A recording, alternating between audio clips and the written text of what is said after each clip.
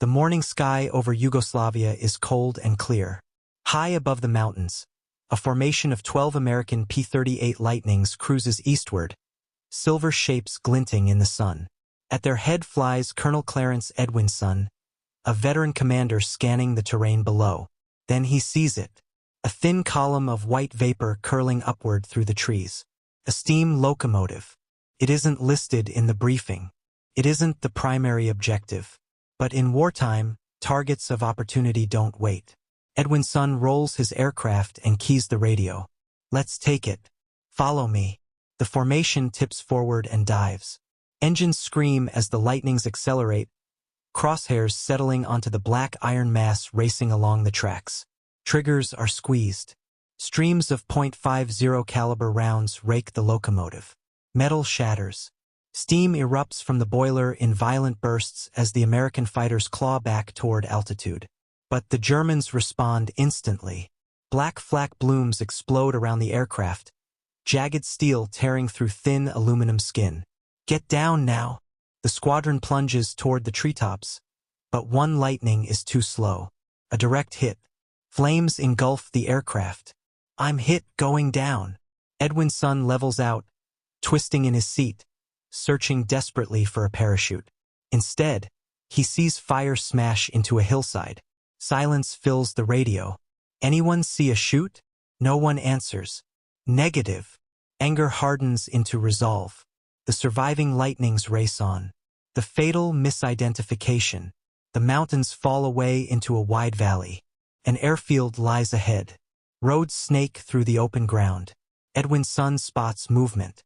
A long convoy, trucks, armored vehicles rolling north. Exactly where enemy forces were expected. There is no hesitation. There they are. Hit the convoy and then the field.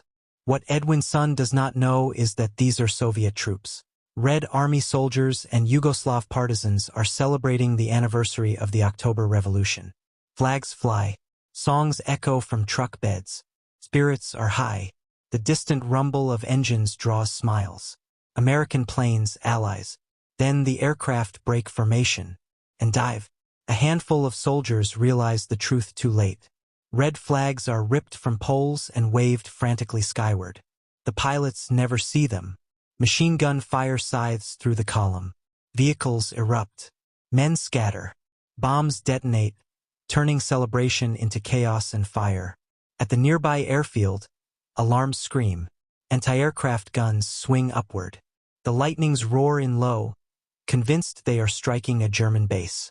Tracer fire lashes upward, punching into wings and fuselages. Cannons and machine guns from the P-38s rake the runway and parked aircraft. One Lightning fails to pull out. Second Lieutenant Alden Carlson fights the controls, but damage has robbed him of lift. He schemes low, drawing the full fury of the airfield's defenses. His aircraft disintegrates and slams into the ground beyond the field. 2 Americans lost.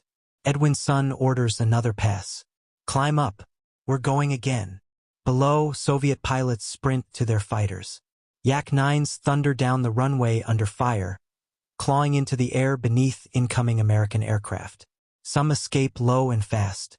Others do not. P-38s dive at maximum speed, tearing through the climbing Yaks. One Soviet fighter explodes instantly. Others scatter, damaged and burning. Then one Yak finds an opening. In a flash, its guns strike true. A Lightning bursts apart mid-air. Second Lieutenant Philip Brewer never gets out. The surviving P-38s climb and regroup. Enemy fighters everywhere. Defensive circle. Fight our way out. For the first time in history, American and Soviet fighters battle each other in full air combat. 2 Yak pilots, Kanogi and Shipula, race back toward the fight. They pull into a steep climb and engage. Cannon fire slams into a Lightning but fails to bring it down. American fighters swarm to protect their wingmen. Kanogi dives in, ignoring the danger. His shots tear into a P-38. Flames erupt. The American pilot bails out as the aircraft crashes miles away. Reinforcements arrive. More Yaks surge into the fight, scattering the Lightnings. Victory seems possible until chaos strikes again. A Soviet anti-aircraft crew fires blindly. A yak is caught in the burst. Kanogi's aircraft disintegrates without warning. Shipula watches his friend fall. Moments later, he too is hit and crashes just north of the airfield. Losses mount on both sides. Another Soviet squadron arrives, led by Captain Alexander Koldanov. He's been told to expect German reconnaissance aircraft. What he sees instead stops him cold.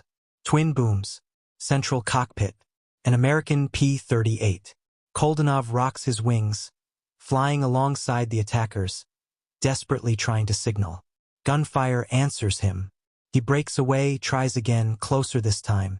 Finally, he pulls up beside Edwin's son. Edwin's son looks and understands. Red stars everywhere. Cease fire. Cease fire. They're Soviets. All aircraft disengage. Return to base. The lightnings turn west and flee. One by one, Soviet fighters peel away. The battle ends as suddenly as it began. The incident nearly ignites a diplomatic disaster. Some Soviet commanders believe the attack was intentional. The United States formally admits error, explaining how a tragic chain of assumptions led allies to mistake each other for the enemy. Records remain incomplete. Many details are still disputed. Some believe the full truth remains classified, locked away for a century. What is certain is this. On a cold November morning in 1944, fear, confusion, and war pushed allies into killing allies, a moment history almost forgot.